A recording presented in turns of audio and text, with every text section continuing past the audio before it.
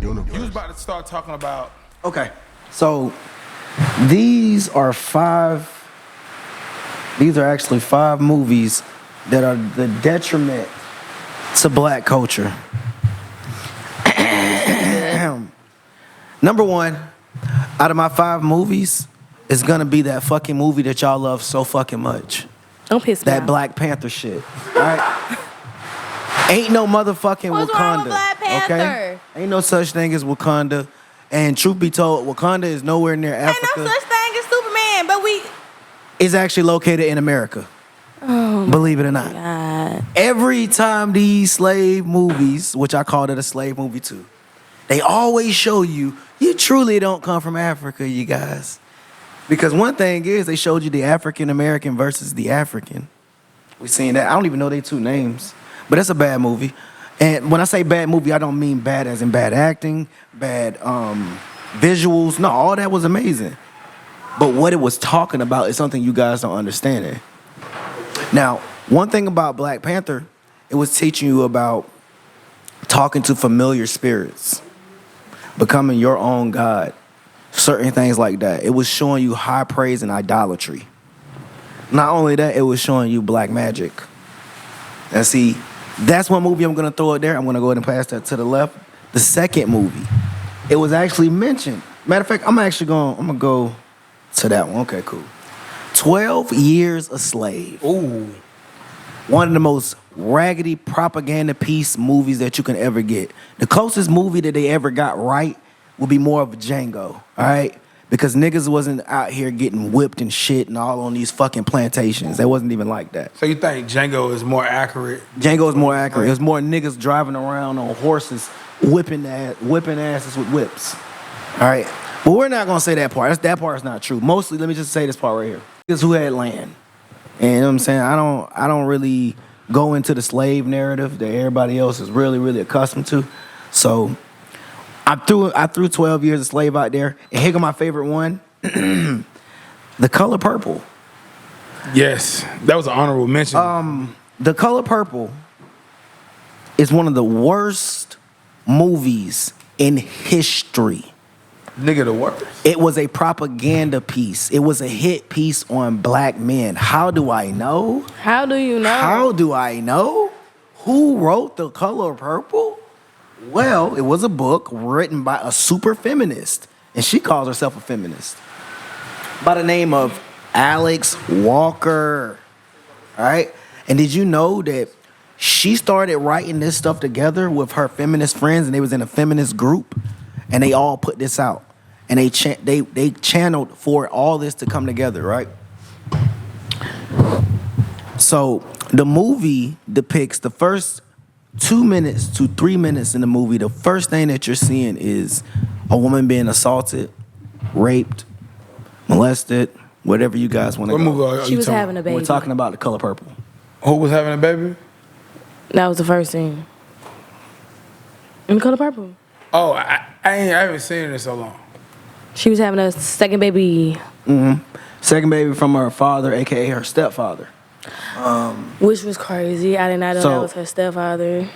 He was basically selling his kids pretty much off to Mr. So Mr., of course, plays the next abusive person. So he beats what's her name? Cicely? Celie. Celie. He beat Celie. Then you have your next battered woman, which would be Sophia. Everybody has a different trait. Celie is weak, supposedly. She's supposed to be the weak, ugly girl. Then you have Sophia. She's supposed to be brute, strong, strength. When she abuses her husband, it's looked at as laughter. It's funny. Now, when you watch the movie, you'll start noticing that. When it gets to the part where it gets dangerous is when he abuses her. And that's really the whole surface of the movie. It's just straight male abuse, or should I just say the matriarch taken down with the patriarch. After that, you get Sophia. After that, you get the horror aspect. You get Suge Avery. Suge was a horse. I thought That's Suge what they She called was him. having sex with a married man. Oh, She was his. You remember in the movie when You remember in the movie when the dad was like, "It's not too many women that allow they husband's hoe to be in the house with them." Like that was the whole. Yeah. I don't know if you remember that part. Yeah. But that was one of the biggest parts. Is the fact is that was his hoe. Who was who? Suge Avery. That was who ho? Mister. That was his mistress. In the movie, the granddad was like, not too many women allow. There's not too many women that would allow their husband's hoe to live in their house. Because she's a representation of weak. I'm not saying this. I'm going based off of Alex Walker, the person who wrote Color Purple. Okay. Super feminist. That's what she labels herself. I'm not labeling her that. She's a super feminist. She was in a feminist group, and they said they wanted to make that movie to show a different political power structure. So basically, it was just a hit piece. It was just and the lady, she's a gay woman. No offense, but she's not fond of men, and that's really what that whole movie of Color Purple was about. It's just a male hegemony abusing women all day long. In the movie, it even gave you an aspect of slavery. When she, Cicely, is that how you say it? Celie. When she left her house, the mister was riding on a horse. She was being tied by a thing, like on a rope, basically. And she was walking while he was on a horse. It was just aspect of slavery. It was just showing you a different aspect of slavery. All right, so that movie's out of the way. Our next two, and then to be it, Roots. That is the worst movie ever to come out because I ain't look at Roots. That shit too long. that movie right there is This is what you too call the movie Roots is what you call the biggest propaganda hit piece in the world on so-called black culture. Because they gave you a narrative of a story that never happened. Never happened in history. He, aka I can't remember his name, is it Alex Bailey or something like that? He got the story from a book called The African, which is about a little African boy being taken to America. He took all his inspiration from that. He never went to Africa. He never heard a story like this. And we took that as history. And the reason why is people don't know this. The movie that outbeat the Olympics was Roots. It was the most watched movie when it came out. That means they manipulated and programmed the black people to think this narrative of history is true. That we were taken from boats and ships, brought over here, ran around. That's when you start getting more coming out. You get Amistad, stuff like that. So, and I'm gonna move past that one. But yeah, Roots, of course, like I said, the writer of that, he got his inspiration from another book. I love Roots as a child. Yeah, and it was meant to be love. Chicken George, my nigga.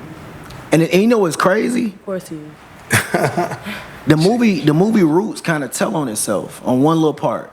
There's a part in the movie where the slaves are looking at Kunta Kinte, and they said, "Look, that's an African," meaning they know they're not Africans.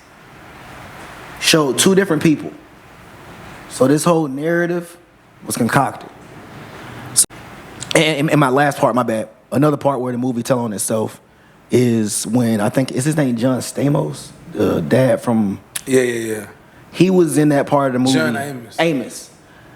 He was in the part of the movie where he was serenading a woman. He was like, he wanted him a strong Mandinka lady, and she was like, I ain't no African, I'm American. And it's just letting y'all see, even in the movies, they're letting y'all know these are two different people. All right, even the story doesn't add up. And my last one, my very, very last one that I did not like and I hated the worst for so-called black culture is Passion of the Christ. Because it shows That you movie an makes me identity cry. of people that don't look the same as the people they're talking about in the book.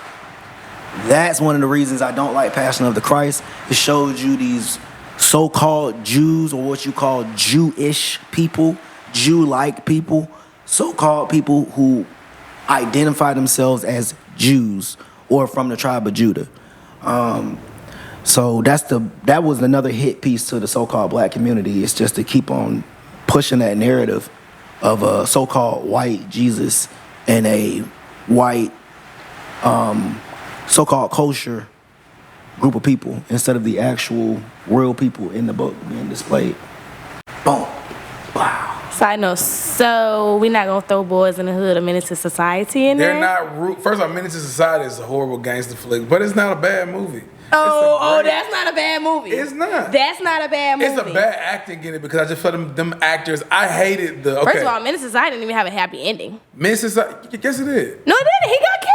No, you thinking about the other. Menace to Society had. Oh, I'm thinking about the other. You're thinking about the other one. I'm thinking about South Central. Yeah. Menace to Society is the actually actual horrible. Menace to Society. Exactly how y'all Yeah. didn't throw them two movies in there. Because those had great messages. And Medea. That had a.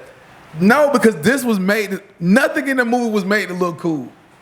They made fun of everything in the movie. Even Stacy was making fun of the dude for crying while his homie was getting killed. Like, they always showed you like nothing was good. His homie was mad that he got pistol whipped, so he snitched and sent the tape in. They didn't make nobody look good. So how's that a good? That's Because you didn't want to be nobody in that movie. Like, you didn't.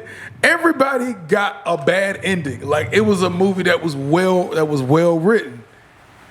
Now, Menace to Society. Now, what's the South Central with the horrible actors, the fucking Broadway actors. that was just. I hated it. We thought it was deuce. We don't just let somebody take over our block. I'm like, what the world? Nah, I didn't like that one. Boys in the Hood was great. Had a good You acting. don't think that wasn't? Trey went to Atlanta. Went to Morehouse. Oh, okay. Oh. Well, look, hey, it's a win-win. I ain't gonna lie. Oh, It had the great Lawrence Fishburne's moment in that movie, and That nigga name was Furious. that shit was real. He was telling But people his about name was what was he talking Furious. about? Integration. He was talking about. Remember, he came outside to talk to the community, bro. That shit was Gentrification. hard. Yeah. But that movie is about a good kid getting killed. The brothers not learning their fucking lesson and still going out there shooting people. How is that not? No, that no. What it was about was, first of all, it was about a mother who had two kids that she probably didn't love either one of them, but she thought one of them was gonna get out the hood. Thank you for so making she it didn't worse. give him the tools he needed to survive. So she So said it once to she his gave daddy. the tools, then he just yeah. But you got Doughboy who full of hatred, so he don't even know how to survive because he don't care to live. Then you got Trey, who's raised by his dad because his mom made a conscious decision to not raise her by himself. It was good. These are all great Gonna lie, points. that even made a good point. This She was makes like, sense. "You're a man, so this is my stop." She Like, said, I was like, okay. she said, don't be patting yourself on the back. You did what you were supposed to do. Hey, all great points. But again, this nigga name was Furious Styles. That was probably the most fictional shit in this whole movie. This nigga name is Furious Styles in the 90s. He's not a rapper, he's a professor. I thought that was amazing. It's a good movie. Trey was a little too damn old to be acting like he was like 18, 19. Cuba Gooding was at least about 35. But that ain't bad. Players Club is horrible. No, it's not. It's horrible, but it's not horrible. Best Man is horrible. I love Best Man, Why you say it's horrible? but it's horrible. It is horrible. It's horrible. That's horrible. That's really horrible. We don't got no nice, cute, other than Love and Basketball. I think Love and Basketball is a beautiful. That was gorgeous, film. man. I used to think that's how my life was gonna be. The only thing that made me mad about Love and Basketball He wasn't a hood. is it made every woman feel like their first time had to be with some music in the background. That's what it was. And they didn't ever really get It that. had to be special.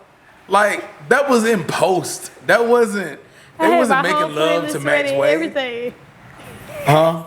I had a playlist ready. Yeah. Oh, wait a minute. Hold on, wait. Here it goes. No, that shit wasn't realistic and it was irritating. Speaking of women, can you introduce our guest? Yes. Go off of your energy. You've As been a lost a man, long time if I- ago. As a man, as a leader, a woman is only going to go off your energy. If